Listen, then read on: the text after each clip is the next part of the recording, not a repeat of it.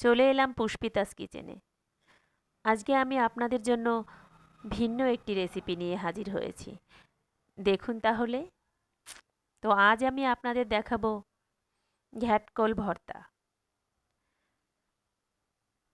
সবার প্রথমে আমি ঘ্যাটকলগুলো কেটে নিচ্ছি। এভাবে ছোট ছোট করে ঘ্যাটকলটা কেটে নেব। এভাবে কাটলে আমার বাটতে একটু সুবিধা হবে।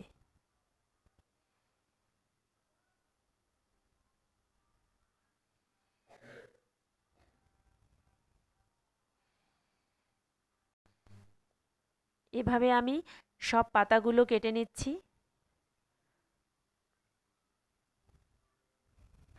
অনেক ছোটবেলায় একবার এই ভর্তাটা খেয়েছিলাম। ভীষণই ভালো লেগেছিল। আমাদের এই দিকটায় খুব একটা পাওয়া যায় না। সেদিন স্কুল থেকে ফেরার পথে এই পাতাটা পেয়ে গেলাম, সঙ্গে সঙ্গে নিয়ে আসলাম। কাটা হয়ে গেছে। এবার চুলায় একটা কড়াই নিয়ে নিয়েছি। পাতাগুলো সিদ্ধ করে নেব। পাতাগুলো কড়াইতে দিয়ে দিয়েছি। আমি আজকে রুই মাছ দিয়ে এই ভর্তাটা করব। আপনারা যেমন খুশি মাছ দিতে পারেন। হাতের কাছে রুই মাছটা ছিল, তাই রুই মাছ দিয়েই করছি। পাতাগুলোকে আমি হালকা করে ভাপ দিয়ে নেব।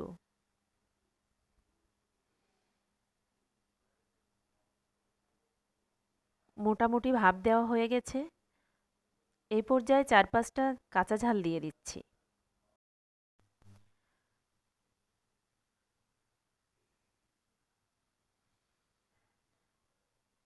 এবার অন্যদিকে আমি একটা কড়াই নিয়ে নিয়েছি। সরিষার তেল দিয়ে দিলাম।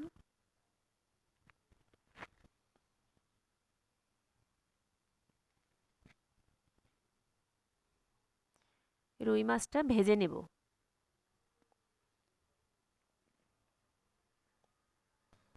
মাছটাকে আমি লাল লাল করে ভেজে নিচ্ছি।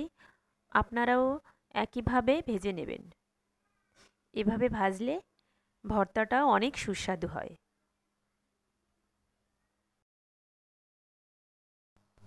মাছটাকে আমি উল্টিয়ে দিচ্ছি। অন্য পাশটাও একইভাবে ভেজে নিচ্ছি।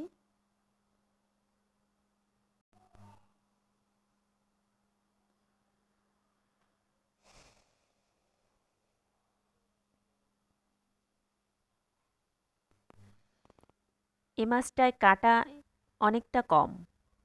এজন্য আমার ভর্তাটা করতে অনেক সুবিধা হবে। আপনারাও বড় মাছ দেওয়ার চেষ্টা করবেন। এদিকে আমার ঘ্যাটকল পাতাগুলো হয়ে গেছে। এটা আমি জল ঝরিয়ে নিলাম।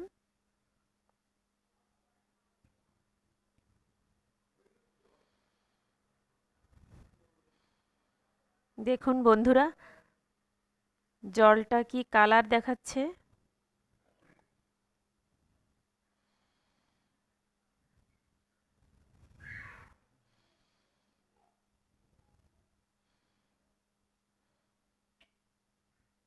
মাছটা উল্টিয়ে দিয়ে ভালো করে ভেজে নিচ্ছি।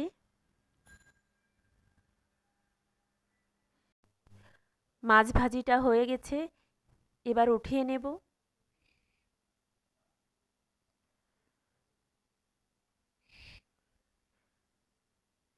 আর এই তেলের ভিতরেই আমি পেঁয়াজ ও রসুনটা হালকা ভেজে নেব।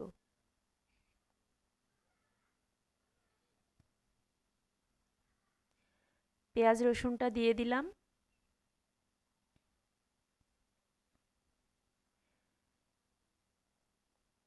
পেঁয়াজ রসুনটা ভাজি করে নিলে ভর্তাটা অনেক সুস্বাদু হয়। আর কাঁচা দিলে একটা কাঁচা কাঁচা গন্ধ বের হয়।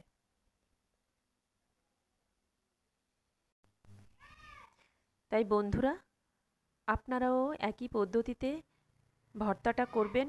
খেতে অবশ্যই ভালো লাগবে। আমি একটু লবণ দিয়ে দিচ্ছি। একটু হলুদও দিয়ে দেব।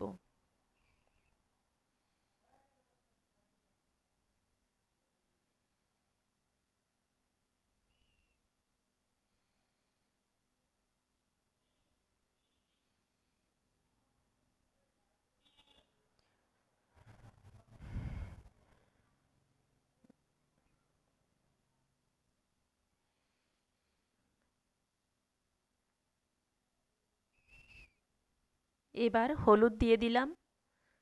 খেয়াল রাখবেন বন্ধুরা, পেঁয়াজ রসুনটা যাতে পুড়ে না যায়, তাহলে ভর্তাটা তেতো হয়ে যাবে।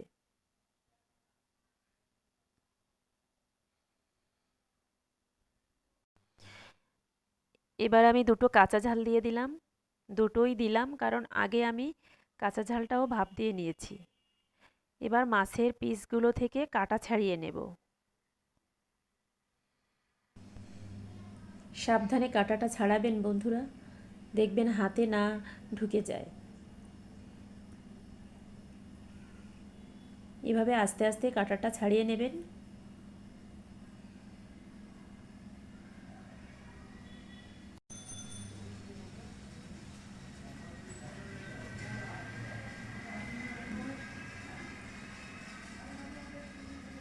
মোটামুটি কাঁটা কমই আছে।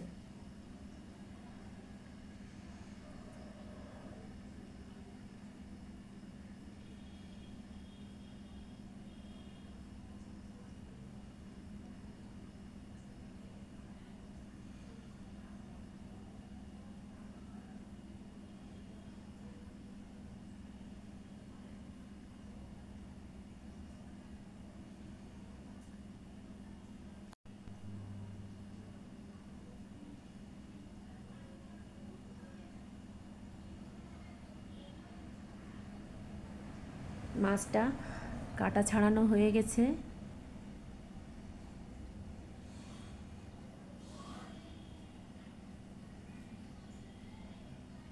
এবার আমি সবগুলো উপকরণ বেটে নিচ্ছি। প্রথমে সরিষাটা বেটে নেব। এই ভর্তাটায় একটু সরিষাও দিতে হবে।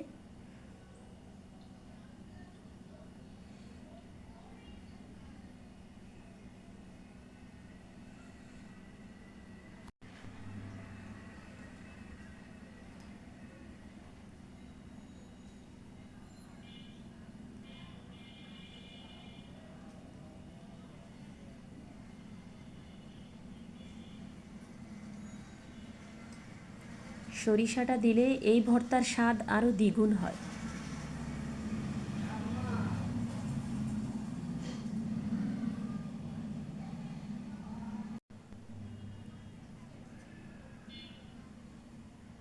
এবার আমি ঘ্যাটকোল পাতাগুলোকেও দিয়ে দিচ্ছি। আস্তে আস্তে সরিষার সাথে এটাও বেটে নেব।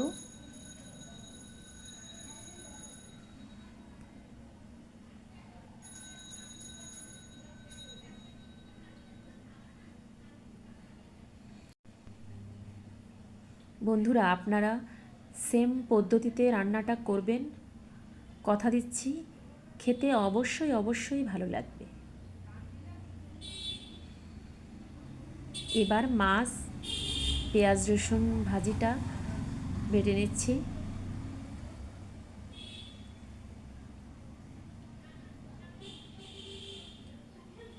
শুকনো ঝাল দিয়েও ভর্তাটা করা যাবে, আমি কাঁচা ঝাল দিয়েই করলাম।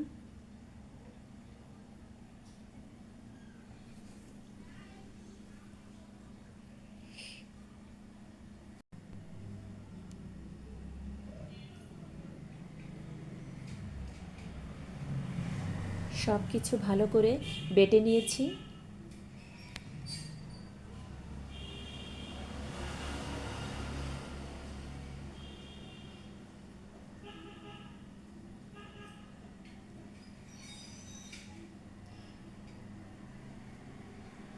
এবার ভালোভাবে মিশিয়ে নেব।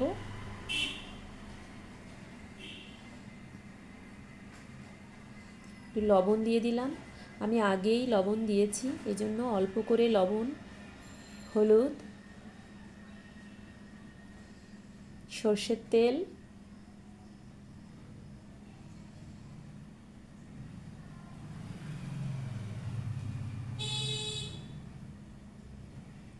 ভালোভাবে আরেকবার মিশিয়ে নিচ্ছি।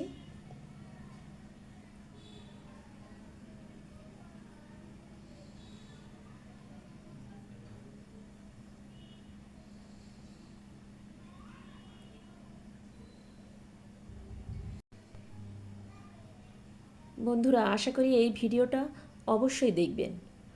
আর একটা লাইক দিয়ে পাশে থাকবেন। ভর্তা রেডি, দেখেই জিভে জল এসে যাচ্ছে।